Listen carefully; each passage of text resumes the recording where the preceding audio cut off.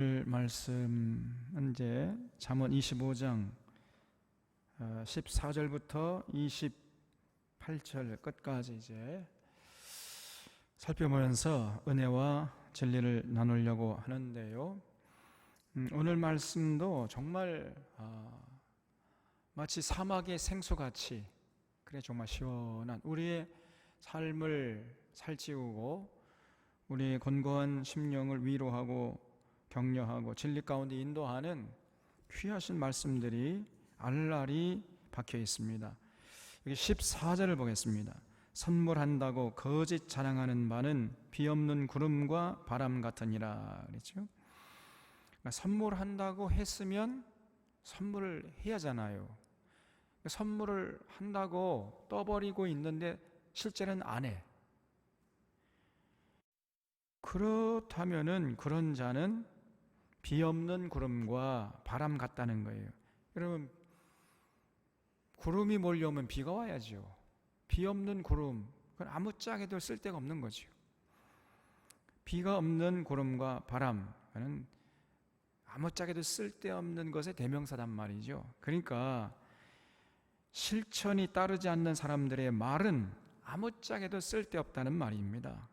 아무짝에도 쓸데없을 뿐 아니라 불신과 환멸만 낳을 뿐이라는 거지요.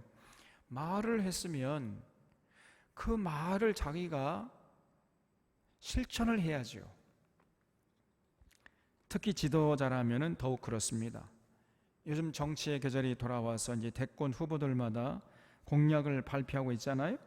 근데 그들의 말을 들어보면요, 우리 서민 같은 사람들의 삶이 당장 좋아질 것 같아요. 예? 그냥 장밋빛 청사진을 제시하고 있지요. 그런데 선거만 끝나면은요, 그 공약이 다 사라져 버리러 가버려. 정치인들이 말을 해놓고는 그 공약이 진짜 빌공짜 공약이 돼버립니다. 그래서 여러분, 정말 국민들에게 공약을 했으면 그 공약을 목숨 걸고 지키려고 해야 할 거 아니에요. 공약을 해놓고는 표를 주면은요, 슬그머니 딴짓을 내버려요.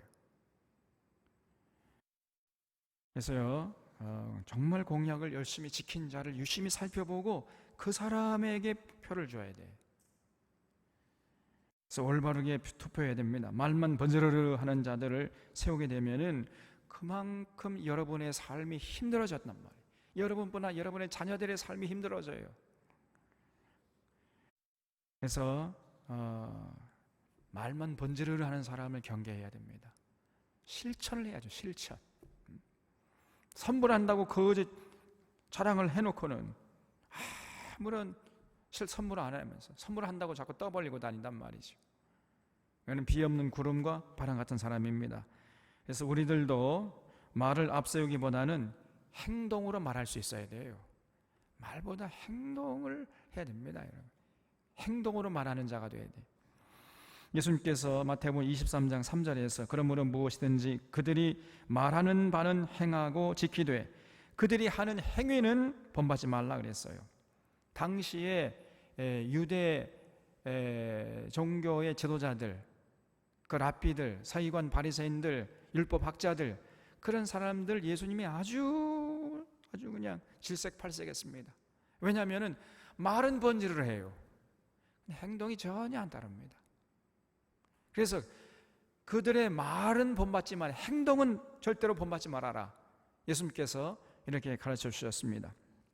말만 하고 행동하지 않는 그런 자들은 예수님 앞에 설 수가 없습니다, 여러분. 그래서 여러분, 우리는 말보다도 행동으로 말을 해야 돼.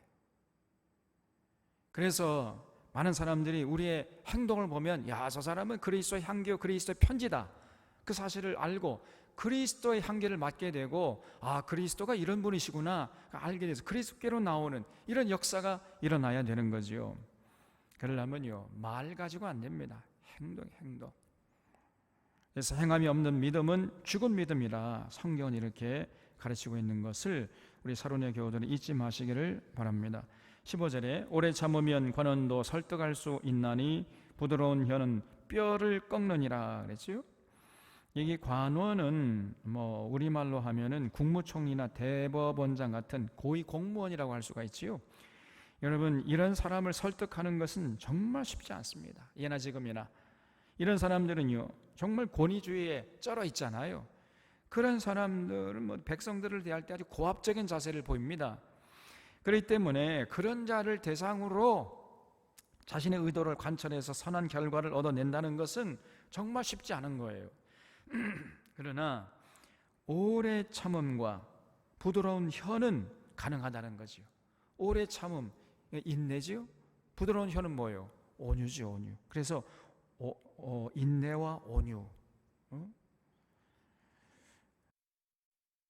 인내와 온유로 관철하면은, 그런 모습을 잃지 않으면 관원까지도 설득해낼 수 있다, 그런 얘기입니다. 그리고 뼈도 꺾을 수 있다 그랬어요. 그래서 인내와 온유가 굉장한 힘이 있다는 겁니다. 마치 인내와 온유는 모든 것을 부수는 아주 강하고 견고한 망치와 같은 거단 말이에요. 여러분, 인내할 줄 알고 온유한 사람이 진짜 무서운 사람인 줄로 믿으시기를 바랍니다. 사람들이요 혈기 부리고 막 자기 목소리 크게 내고 그런 사람이 무서운 줄 알아요. 그런 사람은요 고수가 아닙니다. 하수 중에 하수야. 진짜 고수는 누구냐? 인내할 줄 알고 온유한 사람. 이 사람이 진짜 무서운 고수입니다. 그래서 오늘 이 솔로몬의 권면은 참으로 귀한 진리입니다. 동서고금을 막론하고 모든 현자들이 인내하고 온유하라, 인내한 삶을 살고 온유한 삶을 살아라, 이렇게 가르치고 있어요. 인내와 온유가 진정한 힘이라고 말씀합니다. 여러분, 부드러움이 강함을 제압하는 거예요. 어진 자에게는 적이 없다고 그랬잖아요. 그래서 부드러운 말은 철문도 연다는 이런 말도 있습니다. 그래서 이 말이 진리긴 하지만은, 그러나 모든 진리가 그렇듯이 이 말씀, 이 진리의 말씀도 사실 실천하기는 너무나 어려워요. 쉽지 않습니다. 우리가 끝까지 인내하고 온유한 모습을 잃지 않는 것. 더더군다나 내가 참 많은 사람들이 억울함을 당했는데 그럼에도 인내하면서 온유함으로 자신의 입장을 설명하고 설득해 내려고 하는 이런 모습을 잃지 않는다는 것은요, 진짜 쉬운 일이 아닙니다.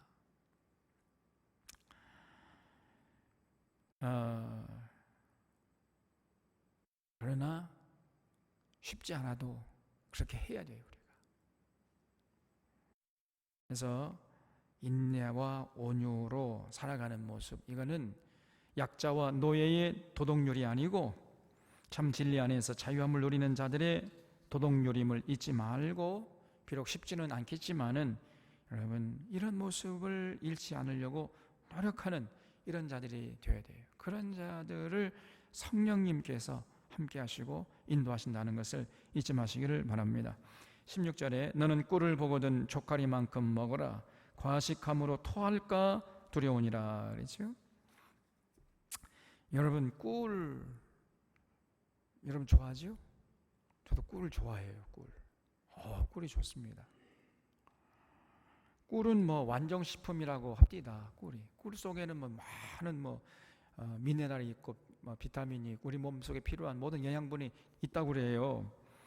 그래서 참 몸에 좋지만은, 그러나 좋다고 해서 그거를 많이 먹으면, 과식하면 어떻게 되는 거예요? 몸에 해롭게 된단 말이에요. 그렇게 되면 어떻게 되냐? 토해버려요. 그래서 적당히 먹는 것입니다. 아무리 맛있다 할지라도 적당히 먹는 것이 중요하다는 거예요. 그러니까 여기서 지금 강조하는 게 뭐죠? 절제입니다. 절제. 셀프 컨트롤. 절제하라는 거예요. 절제. 모든 면에서 절제해야 됩니다, 우리가. 그래서 우리가 음식 먹을 때도 아무리 맛있는 음식이 있어도 이제 조금 더 먹고 싶다 할 때 숟가락을 내려놔야 돼. 저도 이게 잘 안 됩니다만은 그냥 막 양껏 먹겠다 그럼 늦은 거예요. 그래서 조금 시장기가 가신다 그러면 이제 그만 내려놔야 돼. 아무리 맛있는 음식이 있어도 우리 남집사님 그거 잘하시더라고요. 딱 제목 먹고 그냥 아무리 맛있는 거 있어도 안 드시더라고요. 저는 그냥 슬금슬금 안 먹겠다고 또 먹고 그래서 배 터질 정도 말이에요. 근데 그러면 안 된단 말이죠. 그러면은 과식함으로 토해버리는 겁니다.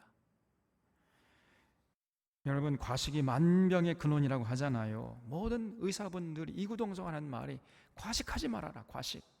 차라리 소식이 낫다는 겁니다.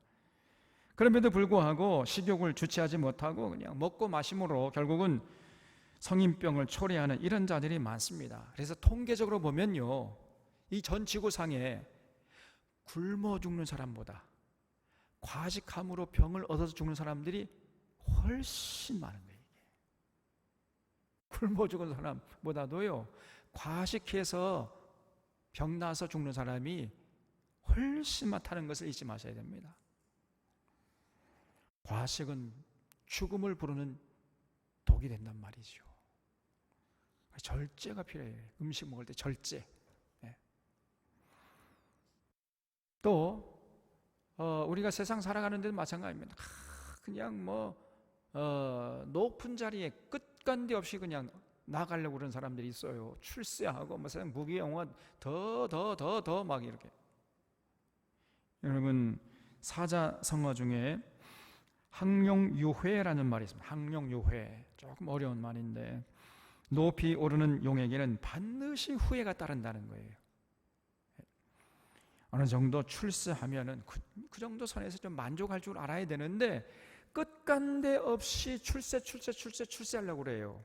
그러다가 하나님 자리까지 넘보는 겁니다. 그게. 그러면 그게 바로 마귀가 되는 거예요. 마귀가 그런 겁니다. 끝간데 없이 높아지려고 하는 거예요. 그러다가 보면요, 반드시 후회하게 된다는 거예요.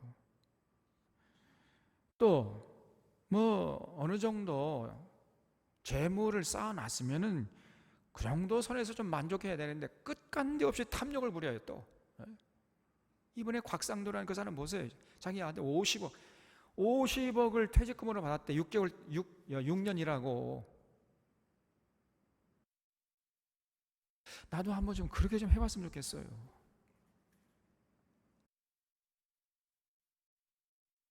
그런데 문 대통령 아들 몇 천만 원 그 지원금 받았다고 그냥 그렇게 욕을 해야 되지 않습니까? 저 사람이 양심에 화인 맞은 사람이에요, 이 사람이. 그러면서 자기는 그냥 끝간데 없이 그냥 지금 보니까 완전히 그 대장동 개발하는데 진짜 복마 중에 복마지. 모든 타락한 검찰 변호사들이 거의 다 모여있더라고, 이것들이. 이게 국민의 힘하고 전부 다 연결되어 있는 것입니다. 이게 보니까. 그래서 탐욕을 부리는 거예요, 이 사람들이. 이 사람들이 이제 먹고 살 거 다 준비된 사람들입니다, 이제. 그런데도 저렇게 탐욕을 부려요. 반드시 패가 망신하게 될 겁니다. 반드시 후회할 날이 온단 말이에요. 과식하니까 토해버린 거죠, 다 비리가 드러나잖아요. 그래서 여러분, 우리 성경에는 욕심이 잉태한 즉 죄를 낳고 죄가 장성한 즉 사망을 낳느니라 이렇게 가르치고 있는 겁니다. 그래서 모든 사도들을 항상 절제를 강조해요. 절제. 모든 매소에 절제해야 된다. 이 바울은 항상 설교하면은 절제가 그 내용에 들어가 있어요. 사도행전 25장 25절에 바울이 의와 절제와 장차 오는 심판을 강론했다 그랬습니다. 가는 곳마다 하나님의 의로우심과 우리가 절제해야 됩니다. 그리고 그렇지 않으면 우리 하나님 앞에서 장차 이제 심판을 받게 될 텐데 그때 하나님의 심판을 우리 통과할 수 없습니다. 이게 가는 곳마다 했던 바울의 설교의 내용이란 말이에요. 또 베드로 후서 1장 6절에서 베드로 사도는 너희가 더욱 힘써 너희 믿음의 덕을 덕의 지식을 지식의 절제의 인내를 인내의 경건의 형제 우애의 사랑을 더하라. 절제를 강조했어요. 절제. 여러분, 성도에게 반드시 필요한 것이 절제입니다. 그래서 성령의 열매 중에 하나가 절제죠. 오직 성령의 열매는 사랑과 희락과 화평과 오래 참음과 자비와 양선과 충성과 온유와 끝이 뭐요? 절제니 이 같은 것을 금지할 법이 없느니라. 여러분, 반드시 성령으로 인도함 받는 사람들의 특징이 뭐냐? 절제입니다. 절제가 필요하니까 성령님께서 우리에게 절제의 열매를 맺게 하신단 말이에요. 셀프 컨트롤, 스스로 자기를 통제할 줄 아는 능력을 성령님께서 우리에게 부여해 주시는 거예요.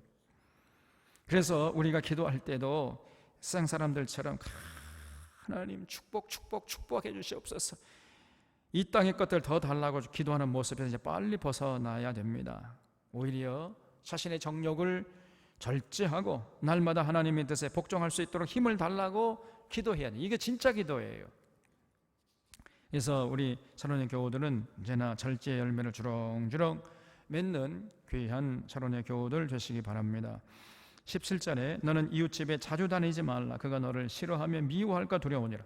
이것도 절제죠. 이게 절제를 못하고요, 이웃집과 친하게 지내는 것은 좋은 일이지요. 그러나 절제하지 못하고 너무 자주 들랑달랑해서 그 이웃의 일상을 해칠 정도가 되면은 그건 문제가 되는 거 아닙니까? 좀 일을 하려고 하면 쪼르르 달려와가지고 그냥 시간 가는 줄도 모르고 수다를 떨고 가버려요. 이런 사람을 우리가 뭐라고 그러죠? 푼수떼기라고 해요. 푼수떼기. 그러면 안 됩니다. 절제가 필요해요. 절제. 나는 시간이 있어서 옆집에 가고 싶지만은 그 옆집 사람 지금 바쁘잖아요. 지금 할 일이 많은데 와가지고 그냥 3시간 4시간 수다 떨면 어떡하는 거예요?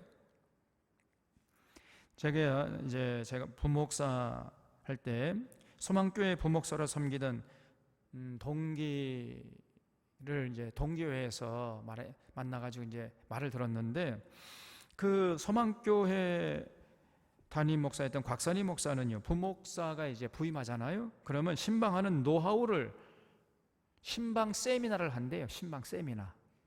부목사들 앉혀놓고 어떻게 해야 되느냐? 교인집에 신방하려면은 반드시 일단 전화를 하는 거예요. 전화를 해서 몇 년 몇 월 몇 시에 몇 분 동안 신방하려고 하는데 가능하겠습니까? 전화해서 그 교인의 허락을 받은 다음에, 그런 다음에는 정확하게 그 집에 5분 전에 도착하라는 거예요. 5분 전에 도착해서 한 3, 4분 기다렸다가 땡 되면 초인종 누르라는 거예요. 그래서 들어가가지고 30분 되기 전에 5분 전에 인사하고 나와라. 그렇게 세미나를 한대요. 그거 안 지키잖아요? 그러면 당장 이제 항의가 들어오는 거죠. 소망교회 사람들이 아주 무섭습니다. 그렇게 해야 된다는 거예요. 조금이라도 뭐 그 약속을 어기잖아요? 그럼 당장 이제 컴플레인이 들어오는 거예요. 이건 또 너무 그런 건 또 좀 그렇잖아요. 우리 같은 사람들, 이제 서민들은 정으로 사는 건데 너무 뭐 그런 것도 인간적인 냄새가 내지 않아서 좋지 않지만, 그러나 그렇다고 해가지고 그냥 푼스테기처럼 그냥 3시간 4시간 와가지고 가지도 않고 말이에요. 이런 것도 잘못된 것이단 말이에요. 그래서 여러분, 지나치면 부족함만 못하다는 겁니다. 과유불급이에요. 그래서 목회자들이나 셀장님들, 이것을 정말 유념해야 됩니다. 18절에 자기의 이웃을 쳐서 거짓 증거하는 사람은 방망이요 칼이요 뾰족한 화살이니라 그랬죠. 그래서 여러분, 자기 이웃을 거짓말로 증거하게 해가지고 손해를 끼치려고 하는 사람, 이거는 굉장히 악한 사람이란 말이죠. 예? 거짓 증거가 얼마나 무서운 죄임을 우리는 잊지 말아야 됩니다. 거짓 증거하는 사람이 방망이요 칼이요 뾰족한 화살이라 그랬어요. 여러분, 방망이가 뭐죠? 다시 말하면 거짓 증거하는 사람은 방망이, 폭력배는 아니에요. 폭력배. 거짓 증거하는 사람 다름 아닌 폭력배다. 폭력배, 저 사람이. 예? 또 칼이란 말이 뭐죠? 심지어는 살인자가 될 수 있다는 거예요. 뾰족한 화살, 이거는요 이웃의 삶을 망치고 해치는 자가 될 수 있다는 겁니다. 그래서 말을 함부로 입을 놀리는 이것은요 굉장히 큰 죄가 된다는 거예요. 거짓 증거하는 것처럼 하나님을 분노케 하는 것도 없다는 것을 우리가 잊지 말아야 됩니다. 십계명에서 분명히 하나님께서 뭐라고 말씀했지요? 내 이웃에 대하여 거짓 증거하지 말지니라. 이렇게 아주 못을 박아놨어요. 그냥 하나님이. 왜 하나님이 이렇게 말씀하셨겠습니까? 거짓 증거해서 이웃을 해치려는 사람은 반드시 추방해야 할 공공의 적이라는 거예요. 공공의 적. 예? 여러분, 이런 사람들을 용납하잖아요. 그럼 그런 사람 자꾸 그런 짓을 하겠죠? 자꾸 이웃을 대해서 거짓 증거하게 해가지고 자기 이익을 취하려고 그런 사람들 용납하면은 그럼 어떻게 됩니까? 그 사회가 억울한 사람들이 양산될 거 아니에요. 예?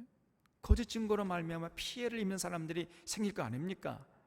그러면 그 사회에 억울함이 하늘을 찌를 것이고 억울한 사람들이 많아질 거 아닙니까? 그럼 어떻게 되는 거죠? 불신이 이제 팽배해져요. 그러면 그 공동체가 결국은 와해돼 버리고 마는 것입니다. 무너지는 거예요. 그게. 그래서 하나님이 절대로 거짓 증거하지 말아라. 이걸 아주 신신당부하고 있는 겁니다. 또 출애굽기 23장 1절 2절에서 너는 거짓된 풍설을 퍼뜨리지 말며 악인과 연합하여 위증하는 증인이 되지 말고 다소를 따라 악을 행하지 말고 송사의 다소를 따라 부당한 증언을 하지 말아라 그랬어요. 여러분, 악인과 연합하여 위증하는 증인, 이 거짓 증인 노릇 한다는 것은 이것은 하나님 앞에 죽기를 자처하는 자, 어리석은 자예요. 거짓 증거하면요, 그 거짓 증거를 받는 대상자는 말로 할 수 없는 피해와 고통을 받게 되어 있습니다. 왜 그런 고통을 안겨주느냐 말이에요. 우리말에도요, 우리말 속담에 세 사람만 우기면 없는 호랑이도 만들어낸다 이런 말이 있습니다. 이런 속담이 있어요.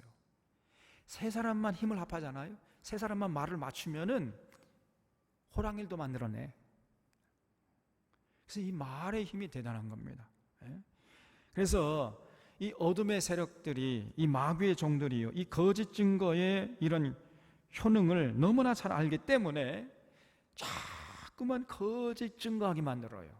거짓 뉴스를 퍼뜨려 가지고 수많은 사람들을 고통스럽게 한단 말이죠. 독재 정권에서는 정권에 반대하는 눈의 가시들을 제거하기 위한 수단으로, 자기 정적을 제거하는 수단으로 거짓 증인들을 자꾸 만들어내요. 그래서 거짓 증거를 자꾸 하게 해요. 그런 다음에 그걸 딱 빌미로 잡아가지고 그 정적을 제거해버리는 것입니다. 역사적으로 이런 악한 짓을 어둠의 세력들이 지속적으로 해온 거예요. 이게 바로 마귀의 자식들입니다, 여러분. 그 대표적인 예가 성경에 나왔죠.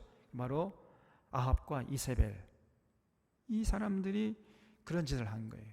아합과 이세벨이, 아합 그 나봇의 포도원 자기 것으로 하려고 하는데 잘 안 되니까, 나봇이 딱 버티고 있으니까요, 정치 깡패를 고용해가지고 너희들 가서 거짓 풍설을 퍼뜨려라, 거짓 증거를 하라는 거죠.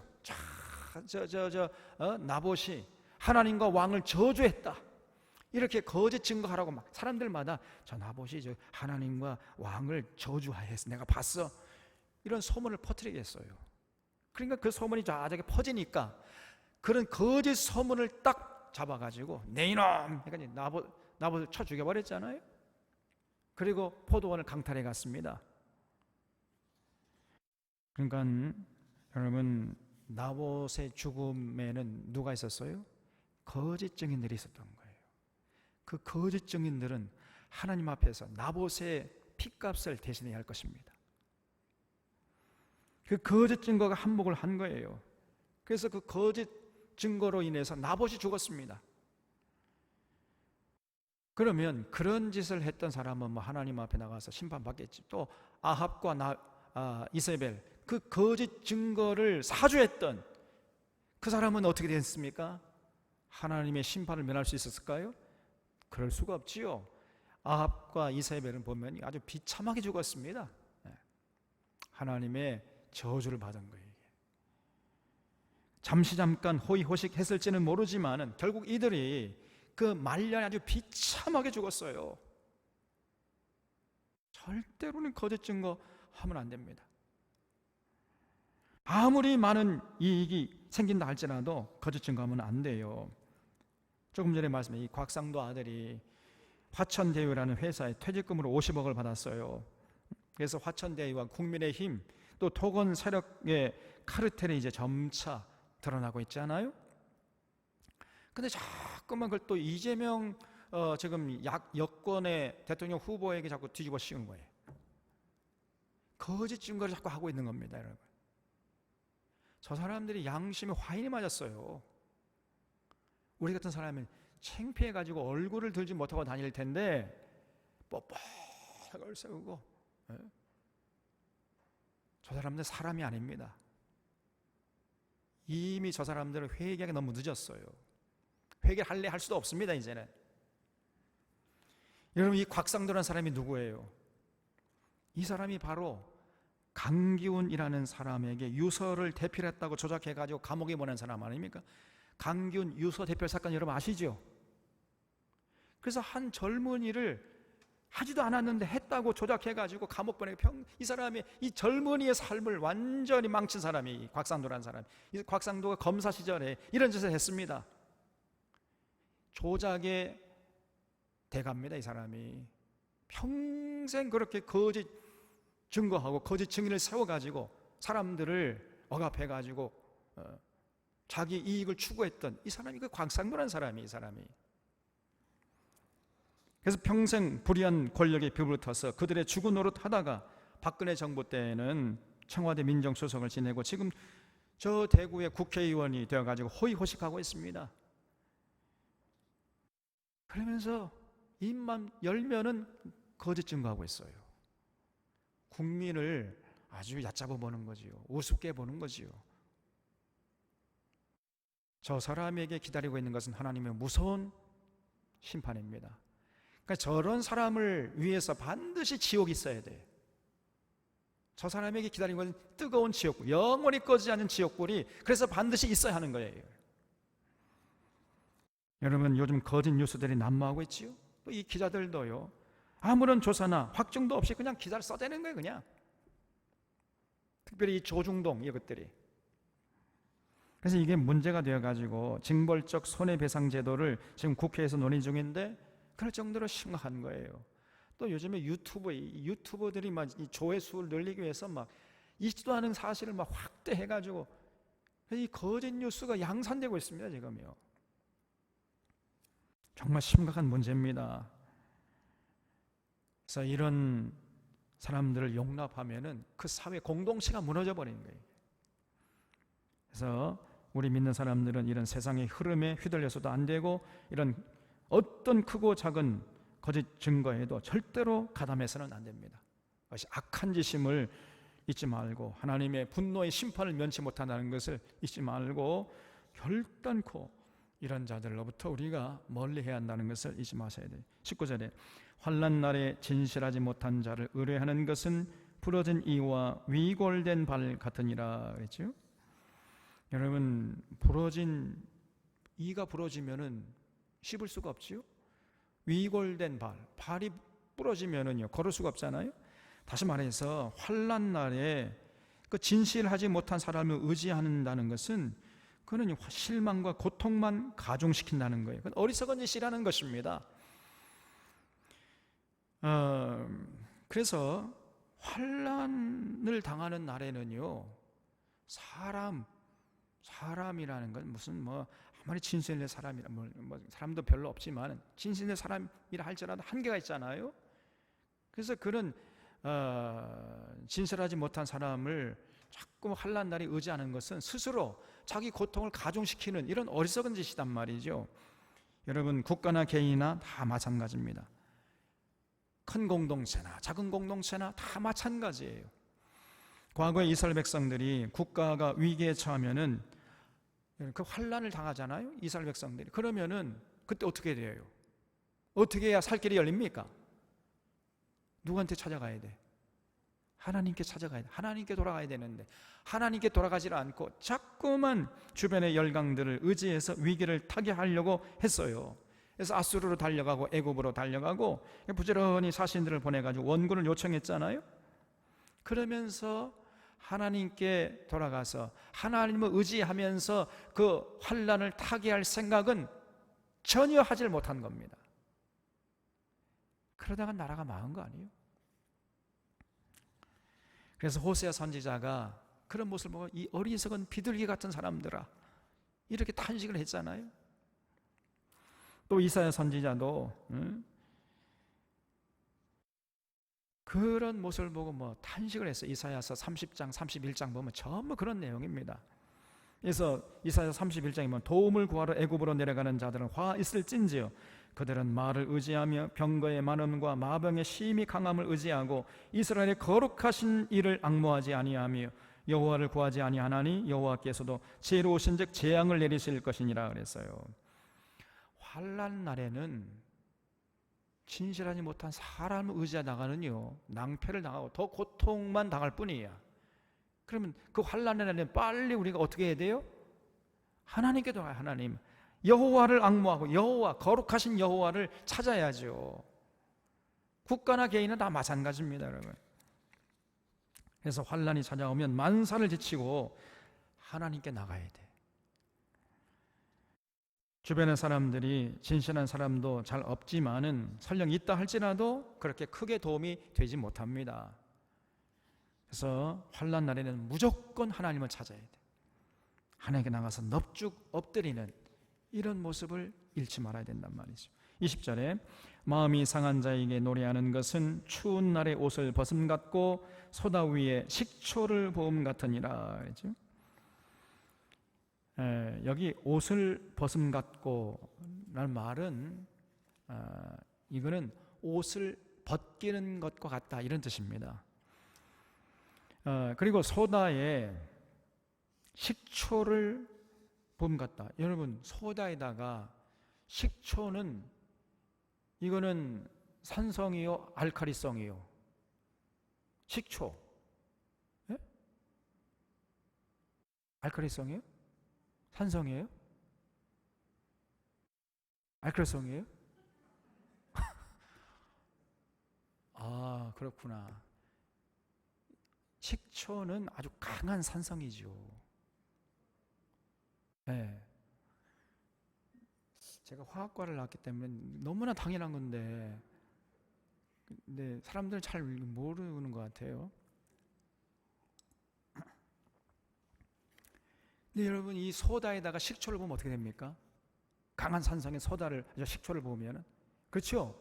부글부글 끓다가 팍 폭발해 버려요.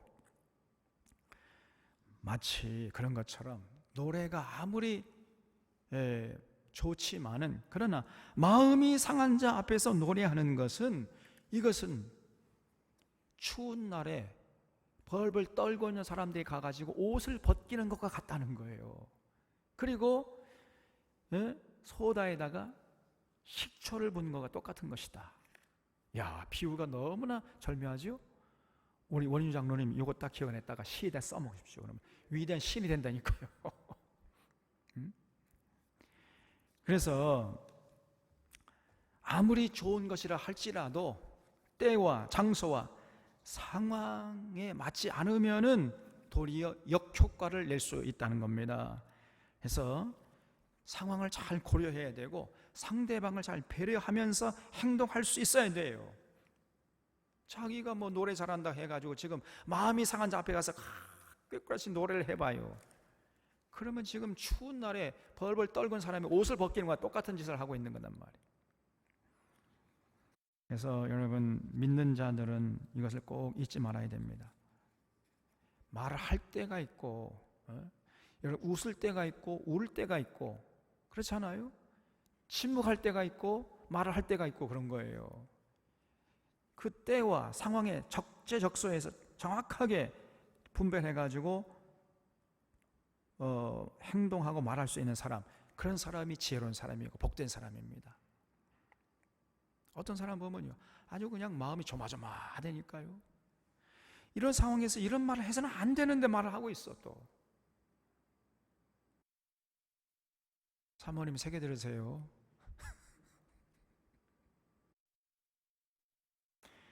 과거 이스라엘의 지도층들이 그랬습니다. 여러분 아모스서 6장 1절 이하를 보면은요, 화 있을진저 시온에서 교만한 자와 사마리아 산에서 마음이 든든한 자 곧 백성들의 머리인 지도자들이요. 그러니까 당시 북이스라엘의 지도층들이 어떤 짓을 했느냐, 너희는 흉한 날이 멀다 하여 포악한 자리로 가까워지게 하고 상하상에 누우며 침상에서 기지개를 켜며 양떼에서 어린 양과 우리에서 송아지를 잡아서 먹고 비파 소리에 맞춰 노래를 지절거렸다. 그냥 막 우유로 목욕하고 뭐 잘 산의 짐을 부어라 마셔라 하면서 막 파티를 하면서 노래를 하면서 즐겼다는 거예요. 근데 그 노래소리를 듣는 주변의 사람들은 전부 한 끼 먹을 양식이 없어 굶주리고 있었어요. 지금 나라가 풍전등화 가운데 있는 겁니다. 에? 그런데 자기들은 지도층이니까 창고에 먹을 것이 그냥 쌓여 있거든요. 그러니까 부어라 마셔라. 자기들의 주변의 이웃들은 굶주리고 있는지도 모르고 그냥 확성기 틀어놓고 그냥 노래 부르고 있어요. 그 소리를 듣고 있는 지금 일반 서민들은 좀 죽을 지경이야.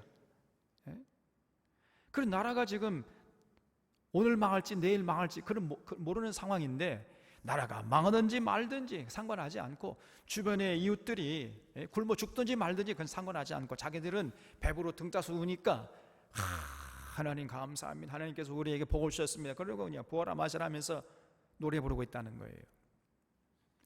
그래서 비파소에 맞춰 노래를 지절거리며 다윗처럼 자기를 위하여 악기를 제조하며 대접으로 포도주를 마시며 귀한 기름을 몸에 바르면서 요셉의 환난에 대하여는 근심하지 아니하는 자로다 그랬습니다.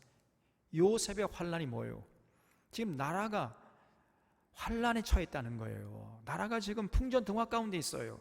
서민들은 지금 먹을 것이 없어, 한 끼 먹을 양식 없어 굶어 죽어가고 있습니다. 근데 전혀 그런 데 대해서는 근심하지 않아요. 그러면서 그들 앞에서 그냥 노래 부르고 춤추고 있단 말이죠. 그런 짓을 했단 말입니다. 당시에 북이스라엘 지도층들이 하나님의 분노를 사서 결국은 북이스라엘이 역사의 무대에서 사라져버렸잖아요. 하나님 싹 쓸어버린 겁니다. 하나님의 분노를 사는 짓임을 잊지 마셔야 돼요. 그래서 여러분 때에 상황에 적확하게 행동하고 말할 줄 아는 지혜, 이것이 우리에게 필요한 거예요. 21절, 내 원수가 배고파 하거든 음식을 먹이고 목말라 하거든 물을 마시게 하라. 그리하는 것은 핀 숯을 그의 머리에 놓는 것과 일반이요 여호와께서 내게 갚아 주시리라 그랬죠. 이 똑같은 말씀이 이제 신약에도 로마서 12장 20절에서 바울이 그런 얘기를 해요. 내 원수가 줄이거든 먹이고 목마르거든 마시게 하라. 그리함으로 내가 숯불을 그 머리에 쌓아 놓으리라. 악에게 지지 말고 선으로 악을 이기라 그랬어요. 그래서 여러분 나에게 그냥 까닭 없이 힘들게 하는 그런 사람들이 있잖아요. 그런 사람이 오히려 더 잘해주라는 겁니다. 그래서 악에게 지지 말고 선으로 악을 이기라 그랬어요. 내가 저 사람이 괜히 뒤에서 나를 험담하고 그냥 고통스럽게 하고 거짓 증거해가지고 나에게 피해를 주는데 나는 저 사람에게 오히려 칭찬을 하고 다녀요. 그럼 어떻게 되는 거예요? 결과적으로 그 사람의 머리 위에 숯불을 쌓아놓는 결과를 낳는다는 거예요. 여러분 머리 위에 숯불을 쌓아놓으면 어떻게 되는 거예요? 숯불 불이 타가지고 막 뻘게 탄 숯덩이를 여기다가 이렇게 한번 머리 위에 한번 얹어놔 보세요. 어떻게 되겠습니까? 이게 선으로 악을 이기는 방법이라는 거예요. 그래서 여러분 이 얘기는 사사로운 개인 문제, 개인의 차원에서는 이렇게 해야 돼요. 개인의 차원에서는 이 얘기는 21절은 개인의 문제에 한정되는 것입니다. 그러나 국가와 나라에 대한 문제는 얘기가 달라져요. 공동체를 위해서는 그렇게 해서는 안 됩니다. 반드시 정의를 세워나가기 위해서 그 악한 짓을 한 사람에게 그 죄값을 받게 해야 돼. 악한 짓을 했는데 사랑으로 감싸주는 이런 짓을 하면 안 됩니다. 그럼 나라의 질서가 무너지잖아요. 하나님의 공의와 정의가 무너집니다, 이게. 그래서 개인적인 문제, 사사로운 문제에 있어서는 우리가 선으로 악을 이기는 이런 차원에서 행동을 해야 되겠지만은, 그러나 이게 국가적인 문제가 되면은, 공인이 되면은 절대 그렇게 해서는 안 되는 거예요. 개인의 문제일 때는 그렇게 해야 되지만은, 공인이 되면은요, 그 국가의 질서를 세우기 위해서는요, 반드시 시시비비를 가려서 악한 짓을 한 사람에게는 그만큼 응분의 대가를 받게 해야 된단 말이에요. 이것까지도 겸해서 우리가 생각할 줄 알아야 됩니다. 23절에 북풍이 비를 일으킴 같이 참소하는 혀는 사람의 얼굴에 분을 일으키느니라 그랬죠. 여러분, 참소한다는 것, 이거는 거짓 증거하는 거다 똑같은 거지요. 만약에 참소하면은요, 사람의 얼굴에 분노를 일으킨다는 거예요. 그러니까 다시 말하면 참소하는 사람을 보면 우리가 어떻게 된다고요? 예? 참소하는 혀는 사람의 얼굴에 분을 일으킨다 그랬으니까 참소하는 사람을 보면 우리가 어떻게 해야 됩니까? 가만히 있어야 돼요? 분노해야 돼요? 분노해야 돼요. 분노할 줄 알아야 됩니다. 주변에 참선한 자가 있어도 그냥 가만히 보고만 있으면 안 된다는 거예요. 예? 분노해야 돼요. 분노. 참소하는 사람을 보면 분노하는 것이 그 사람이 살아있는 사람이에요. 그게 인지상정입니다. 아니, 참소하는 사람이 있는데도 그냥 멀뚱멀뚱 쳐다보고만 보고 있어. 그거는 그 의식이 죽은 사람이지요. 살아있는 자라고 할 수가 없는 겁니다. 여러분, 지금 이 국힘당 사람들 보세요. 국민의힘, 이 윤석열이나 곽상도나 이런 사람들 보면 정말 분노해야 됩니다. 또 무야홍인가 무야홍감이 있어요, 그 사람이. 그런 사람들의 언행심사, 그 사람이 살아온 그 족적을 살펴보면 분노해야 돼요, 분노. 여러분, 국민의힘이 어떤 사람들입니까? 원래 이 국민의힘이 이게 표절이에요. 어디서 왔을까요, 이 국민의힘이? 일본 자민당의 구구파들의 모임이 국민의힘입니다.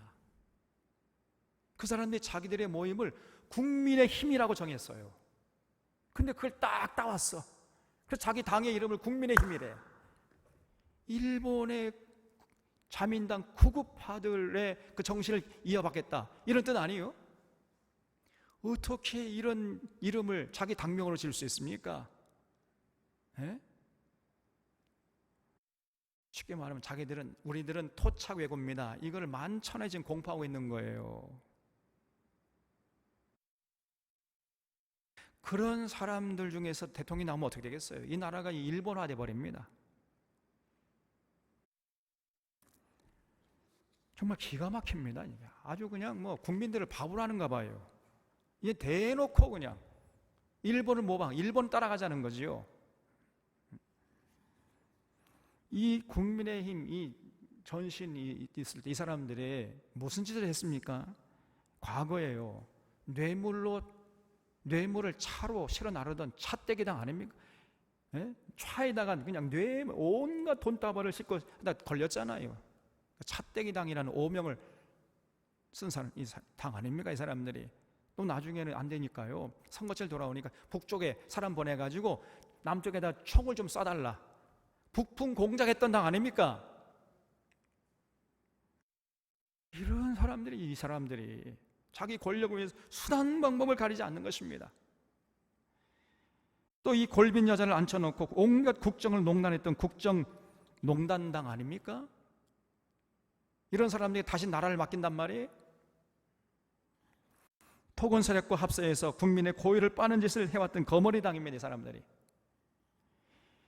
그리고 이런 자신들의 정체를 감추기 위해서 온갖 치장을 했지만은 그 못된 버릇을 버리지 못하고 여전히 손으로 하늘을 가리면서 여전히 국민을 속이는데 여념이 없어, 이 사람들이.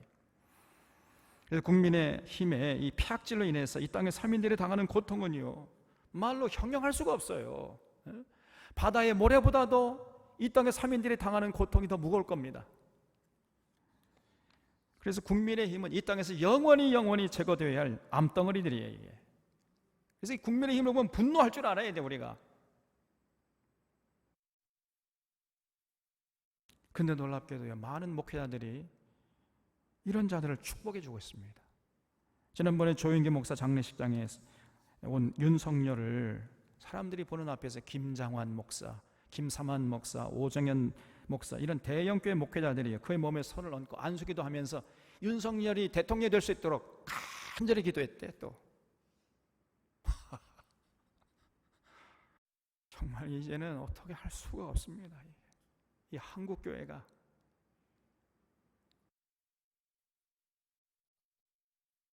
이제 분노를 넘어서 그냥 눈물이 나요. 한국교회요, 한국교회요.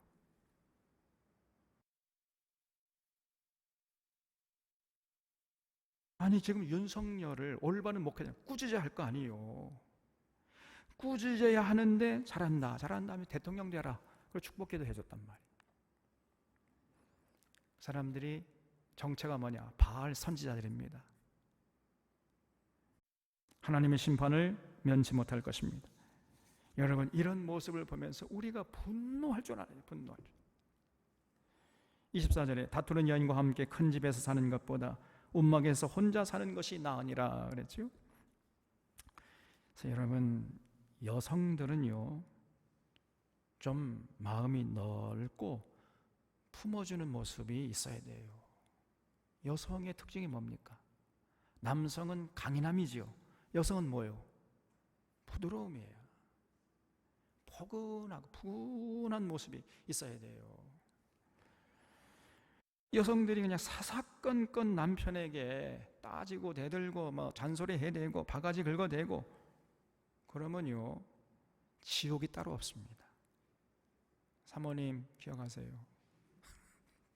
아니 우리 집사람 절대 여러분을 말할 수 없잖아요. 그러니까 사모를 대신 하는 거예요.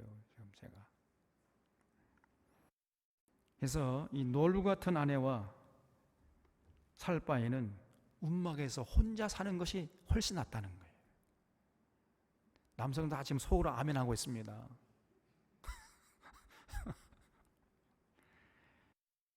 절대 그러면 안 돼. 그래서 부부는 서로 사랑하고 존경하고 서로 감싸주고 위로하고 격려하고 세워주고 끝까지 믿어주고 그런 모습을 잃지 말아야 돼. 그러니까 부부인 겁니다, 여러분. 다투는 여인과 함께 큰 집에서 사는 것보다 움막에서 혼자 사는 것이 나으니라. 여성들 다 아멘 하시기 바랍니다. 남성도 마찬가지예요, 사실은. 다투는 남편과 함께 큰 집에 사는 것보다 움막에서 혼자 사는 것이 낫다. 여성들 아멘 하세요, 그거. 제발 부부는 서로 이해하고 서로 부족한 것이 있으면 내가 채워주고 서로 위로 격려하고 세워주고 서로 사랑하고 존경하고 신뢰하고 이렇게 살아가는 겁니다. 그러라고 묶어준 거예요. 그걸 잊지 마셔야 돼. 25절 먼 땅에서 오는 좋은 기별은 목마른 사람에게 냉수와 같으니라 그랬죠. 여러분, 전쟁터로 먼 땅으로 나간 자들이 어떻게 되었나? 소식이 오기를 이자나 저자나 기다리고 있는데 승리했다는 소식이 오면 얼마나 기쁘겠습니까? 예? 그렇잖아요? 목마른 사람에게 냉수와 같은 겁니다. 다른 목마름을 해소해주는 생수와 같은 거지요. 여러분, 이런 생수, 우리에게 이런 생수를 제공해주는 분이 누굽니까? 바로 예수 그리스도시죠. 저 먼 땅에서 좋은 기별이 오기를 그냥 목 놓아서 기다리고 있는데, 야, 우리 전쟁에서 승리했습니다. 그 마라톤 전쟁에서 42.195를 달려가요. 한숨에 달려가서 여러분 아테네 시민 여러분 우리가 승리했습니다. 이 기쁜 소식을 전하기 위해서 단 한순간도 쉬지 않고 42.195km를 달려와가지고 그 소식 전하고 죽었잖아요. 그래서 마라톤이 생긴 거 아닙니까? 그래서 여러분 이걸 우리가 죽을 자로 해서 기쁜 소식, 이거를 복음이라고 해요. 복음, 굿뉴스. 복음이 뭐예요? 예수 그리스도십니다. 예수 그리스도. 그래서 우리가 예수님의 은혜와 사랑으로 죄의 사슬에서 풀려서 이제 하나님의 백성이 되어 천국을 기업으로 누리게 되었다. 주 예수를 믿으라. 그리하면 너와 내 집이 구원을 얻으리라. 이것처럼 좋은 소식이 어디 있습니까? 죄 사슬에 의해서 마귀의 종으로 살던 이런 사람들에게 어떻게 하면 이 죄 사슬에서 풀려날 수 있을까? 고대하던 사람들에게 이 복음이 얼마나 생수가 되겠느냐 말이에요. 복음은 광야 같은 이 세상에 주신 하나님의 오아시스다라는 것을 잊지 마세요. 이 기쁜 소식 우리만 누리고 있을 것이 아니라 우리 주변에 전해야 된단 말이죠. 26절에 의인이 악인 앞에 굴복하는 것은 우물이 흐려짐과 샘이 더러워짐과 같으니라 그랬죠. 여러분, 의인이 악인 앞에 굴복하는 것처럼 비극적인 상황도 없잖아요. 정상적이면 어떻게 돼야 돼요? 누가 굴복을 해야 되는 겁니까? 악인이 굴복해야 돼요? 의인이 굴복해야 돼요? 악인이 굴복해야죠, 의인 앞에. 근데 어떻게 의인이 악인 앞에 굴복을 합니까? 어떻게 의인이 악인 앞에 무릎을 꿇느냐 그 말이에요. 오히려 악인이 의인 앞에 무릎을 꿇어야 되는 거 아니에요? 그런데 의인이 악인 앞에 굴복한다는 거예요. 그럼 어떻게 됩니까? 우물이 흐려짐과 샘이 더러워짐과 같으니라 그랬어요. 우물이 흐려지면 또 샘이 더러워지면 어떻게 돼요? 맞을 수가 없는 것이요. 그러면은 갈증을 해소할 수가 없으니 죽게 되는 거 아닙니까? 그래서 결코 이런 일이 있으면 안 된다는 거예요. 의인이 악인 앞에 굴복하는 이런 세상이 되게 하면 안 된다는 것입니다, 여러분. 만약에 그렇게 되면 우물이 흐려짐과 샘이 더러워진 것 같은 거예요. 그럼 우리가 그런 세상에서 살 수가 없어요. 그 불의한 세상 아닙니까? 절대 그런 세상이 되어서는 안 되는 거예요. 하나님의 공의와 정의가 강물처럼 흐르는 세상이 돼요. 반드시 악인은 의인 앞에 무릎을 꿇도록 그렇게 하는 세상이 되어야 된단 말이에요. 그렇게 만들어야 할 책임이 여러분 먼저 구원받은 여러분과 저에게 있다는 것을 잊지 마시기 바랍니다. 그런 세상이 되도록 해야 돼요. 또 27절에 꿀을 많이 먹는 것이 좋지 못하고 자기의 영예를 구하는 것이 헛되니라 그랬죠. 달콤한 것만 좋아하다가는 성인병에 걸린다는 거예요. 꿀을 많이 먹는 건 좋은 거 아니죠. 또 자기의 영예를 구하는 것이 헛되니라 그랬죠. 그래서 잘 된다, 복 준다, 신앙생활도 그냥 기복신앙에 치우쳐가지고 아니 신비주의에 치우쳐가지고 이렇게 신앙생활하면 영적 성인병에 걸리게 되는 겁니다. 정말 조심해야 돼요. 그래서 자기 중심적으로 자기 유익만 추구하고 출세를 추구하고 영예를 추구하고 이러한 사람은 신앙이 근본적으로 잘못된 것입니다. 여러분 절대 우리 샤론의 교우들은 그런 식으로 신앙생활하면 안 돼요. 우리는 하나님 중심으로 하나님의 뜻을 구하고 하나님 나라가 이 땅에 임하도록 구하고 하나님의 이름이 거룩히 여김을 받도록 구하는 이런 삶을 살아야 돼요. 이렇게 기도하고 또 기도한 대로 이렇게 살아가고 그래서 기도가 삶이 되고 그 삶 자체가 기도가 되는 이런 삶을 살아야 됩니다. 그래서 정말 절대로 꿀을 많이 먹는 그런 어리석은 자가 되지 않기를 바랍니다. 28절에 자기의 마음을 제어하지 아니하는 자는 성읍이 무너지고 성벽이 없는 것과 같으니라 그랬죠. 여러분 성읍이 무너지고 성벽이 없는 것 같다. 이게 무슨 말이냐면요. 과거의 고대 사회에서는요. 성벽이라는 것은 적의 공격으로부터 자신을 방어할 뿐 아니라 결국은 적으로부터 그 성읍 사람들의 모습을 감춰주는 역할도 했어요. 근데 만약에 그 성벽이 무너져 버려요. 어떻게 되는 거예요? 그럼 성읍에서 살아가는 사람들의 모습이 다 까발리잖아요. 그래서 군사적으로 굉장한 위험을 치열해야 할 뿐 아니라 그 자체가 적군에게 살아가는 모습을 전부 다 까발리는 이런 결과를 낳게 되는 것이죠. 그래서 여러분, 마음을 제어하지 못하는 자, 다시 말해 절제하지 못하는 사람이죠. 이것도 셀프 컨트롤, 스스로 자기 마음을 통제하지 못하는 이런 사람이 있어요. 그런 사람은 마치 성읍이 무너지고 성벽이 무너진 사람과 같다는 거지요. 성벽이 무너진 것 같은 이런 상태단 말이죠. 다시 말하면 마음을 제어하지 못하는 사람은 마치 몸을 가려주는, 옷이 몸을 가려주죠. 그러니까 옷을 벗고 발가벗은 몸으로 걸어다니는 사람과 똑같다는 거예요. 자기 마음을 통제하지 못하는 사람, 벌거벗은 채로 사람들 사이를 걸어다니는 사람과 똑같은 것이다. 그래서 여러분, 반드시 우리가 스스로 자기 마음을 통제할 줄 알아야 돼. 절제의 미덕을 잃지 말아야 됩니다. 셀프 컨트롤. 그래서 이 솔로몬이 오늘 말씀에서 계속 절제를 강조해. 절제가 중요하다. 우리 사론의 교우들은 성령의 열매 중에 하나인 이 절제의 열매를 정말로 주렁주렁 맺어서 하나님께 영광 돌리고 끝까지 생명길, 영생길, 천국길에서 승리할 수 있기를 바랍니다. 기도하겠습니다.